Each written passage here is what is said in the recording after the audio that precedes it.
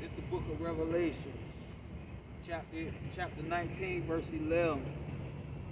And I saw heaven open, and behold, a white horse. All right, a white horse. And he that sat on him was called Faithful and True. Faithful and true.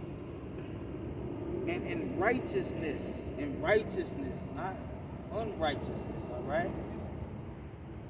All right, because you go before a judge in this society, it's you being judged unrighteously, man. Right? But Yahawashi is a righteous judge. So it said, in righteousness he doeth judge. All right? So he's a God of judgment, man. All right? That's the second coming, man. That's what the Heavenly Father is sending him back to do. To righteously judge, man. He doeth judge and make war. All right? To judge and make war. His eyes were as a flame of fire, and on his head were many crowns. He's coming to take the crowns of the kings of the earth, man. And that's why these the nations starting with Esau oppose Yahawashi, man. The truth of what this Bible is speaking about, man. All right, like I said, that's the purpose for religion, man. All right, which is based on confusion. That's the purpose of that confusion, man. Misery-like company, man. So it says his eyes was as a flame of fire, describing Yahawashi, and on his head were many crowns, and he had a name written that no man knew but himself. And he was clothed with a vesture dipped in blood, the blood of Edom, and everybody that opposed his word, man. Okay? And his name was called the Word of the Power. The Word of the Power. And the armies which were in heaven, followed him upon white horses, clothed in linen, white and clean. White and clean. So this is when it refers to him as being the Lord of hosts, the Lord of armies, this is referring to the Lord's army. Now I'm gonna get a precept and show you who is the Lord's army, man. Go to the book of Psalms. The book of Psalms to show you the Lord's army, man. Who is them on those horses dressed in linen, white and clean, man. So this is the book of Psalms, chapter 68. And let's see. Chapter 68 and verse 16. Oh, I start at 17. It says the chariots of God, all right? That's what those horses symbolize in the chariots, man. All right, not no damn UFOs, man. All right, but the cherubims, they tell you he flies upon the wings of the cherub, all right? You got this clown Tahar talking about cockpits and landing pods and shit, all right? So it says the chariots of God are 20,000, even thousands of angels, all right? So that's the them that sat on the horses dressed in linen, white and clean, man, that followed the armies of the Lord, the hosts of the Lord, man. All right, which are the angels. And the Lord is among them. The Lord is among them as in Sinai in the holy place. Okay? So going back to that Revelations. Going back to that Revelations 19 and 13, it says, and he would clothe Salakia 14, and the armies, all right, so that's the Lord's armies, the angels, man. Okay, the armies which were in heaven followed him upon white horses. That's the chariots, man. Clothed in fine linen, white and clean. And out of his mouth goeth a sharp sword. Out of the Lord's mouth goeth a sharp sword, not a literal sword. All right, not a literal sword, but the Lord can command his army, all right, dealing with the elements, and that's how the Lord is going to bring down Babylon, man. The Lord don't need no nuclear missiles, man. All right, no carnal weapons, man. All right, the Lord dealing with the elements, which is the hurricanes, floods, pestilence, famine. right? The brimstone, which is volcanoes, all right? That's the Lord's great and powerful sword, man, all right? So it says, out of his mouth goes a sword, that with it he shall smite the nations, man. That's what he's going to use to kill the nations, man, all right? That's what the Lord's going to use to kill the nations. Let's see. With the word nations, go back to the word nationality, man. All right? The land you're born to don't determine your nationality, man. Your nationality is determined by the seed of your father, man.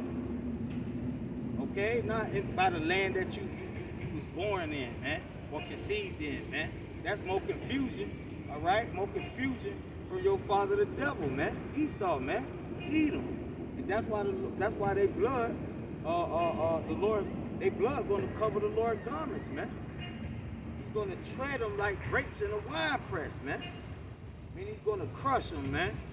All right? So, he says, shall smite the nations, meaning the other nationalities, and he shall rule them with a rod of iron. A rod of iron. That rod of iron is referring to the elect, man.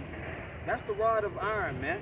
Let's prove it right quick. Go back to the book of Isaiah and show you what the rod of iron that the Lord is going to use to rule the nations with is referring to. So this is Isaiah 14. I'm going to start at the top. It says, for the Lord will have mercy on Jacob, the Israelites, man. Not everybody. And yet chose Israel, and set them in their own land. All right, so according to those Khazar Edomites, the Balfour Declaration was a fulfillment of this. But we know when you read Isaiah chapter 2, it tells you once the Lord's people is back in their land, once this prophecy is fulfilled, there's not going to be any war on earth anymore, man. So that's the proof that those they are imposters, man. Those Khazar Edomites are basically imposters, man. So it says,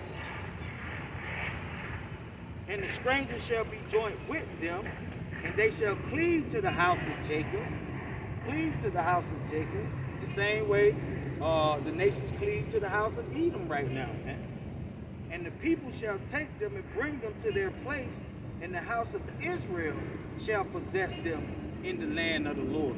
All right, so in the kingdom of heaven, when the kingdom of heaven is established, all right, the nations are going to be a possession, meaning be slaves, man, servants and handmaids. All right, so that's the rod of iron that the Lord is referring to, that he's going to use to rule the nations with, the elect, man, Israelites, man, Jacob. So it says, possess them in the land of the Lord, in the kingdom of heaven, for servants and handmaids. All right? So for all you Christians out there, man, all right, when the Lord established his kingdom on earth, all right, the righteous of Israel, all right, not those Khazar Edomites, that's those apostles that's in the land, that's claiming to be the Israelite, that stole your identity, that's using their confusion, that same deception that the scriptures refer to, that they use to deceive the world. All right? So it says, servants and handmaids, and they shall take them captives, who captives they were. Who captives they were. All right? So you Edomites going in captivity. All right? You're going in captivity, man. All right? That's your part of your judgment, man. Not only are you going to be put to death, okay? But those that remain are going in captivity, man. It says, and they shall take them captives, who captives they were, and they shall rule over their oppressors. So that's an example of that iron rod, man, that the Lord is going to use to rule the nations, man. Because the nations are the ones that oppress us, man. Starting with Esau, Edom. All right? Starting with Esau, Edom, man. So that's the point. Let's go back to the book of Revelation.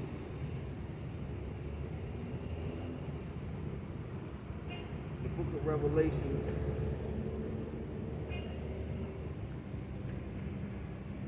Chapter 19 and let's see. Chapter 19 and 15. It says, and out of his mouth goeth a sharp sword, and with it he shall smite the nations, and he shall rule them with a rod of iron. All right, using what? The righteous of Israel, the elect, the 144,000. And he treadeth the winepress of the fierceness of the wrath of the almighty power. All right? Just like the prophet Isaiah prophesied about. All right? John the Revelator got the same vision of Yahawashi destroying Edom, man. Taking down the kings of the earth. Reading on 16. And he had on the vesture and on his thigh the name written, King of Kings, Lord of Lords.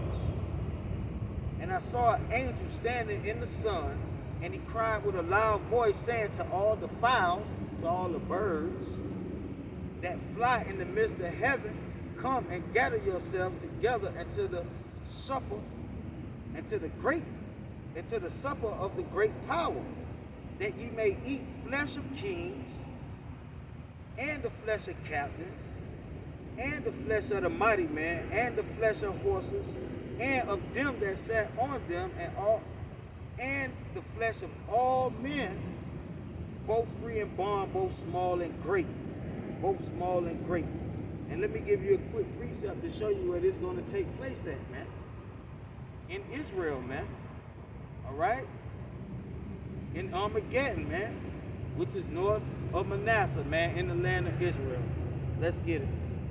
The prophet Ezekiel.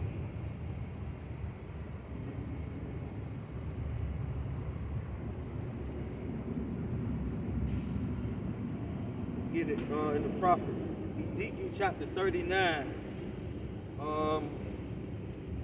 Let's see.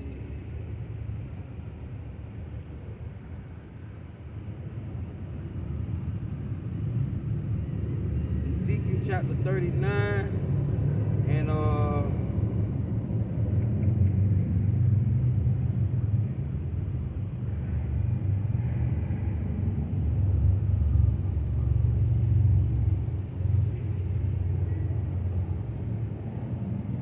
let's start at verse 11. We're going to jump around. So this is Ezekiel 39:11 says, and it shall come to pass in that day, the same day I was just reading about, that I will give unto Gog a place there of graves. So that's those bodies, those carcasses that I was reading about in Revelation 19. All right, that the fowls of the air is going to gather to eat, man. All right, when you look up Gog, it's referring to the nations, man. It says mountains, meaning the governments, man. All right, the kings of the earth, man. That's what it's referring to. Okay, so it says Gog, a place there of graves in Israel. So that's what it's going to take place at, in Israel. In the valley of the passages on the east of the sea, and it shall stop the noses of the passages, and they shall bury Gog and all his multitude, and they shall call it the valley of Hamagog. Now I'm going to jump down. To verse 17, and it says, and thou son of man, thus saith the Lord power, speaking to every feathered fowl, and to every beast of the field, assemble yourselves and come together, and come gather yourselves on every side to the sacrifice that I do sacrifice for you, even a great sacrifice, all right, the supper of the great Lord, man. Okay, it says, upon the mountains of Israel, that ye may eat flesh and drink the blood. Ye shall eat the flesh of the mighty, drink the blood of princes of the earth, and rams, lambs, goats, bullocks, all them fatling of Bashan, and ye shall eat the fat till ye be full, and drink the blood till ye be drinking of my sacrifice, which I do sacrifice for you. Okay, so now let's go back to the book of Revelations. Let's go back to the book of Revelations. Let's see. Revelation 19 and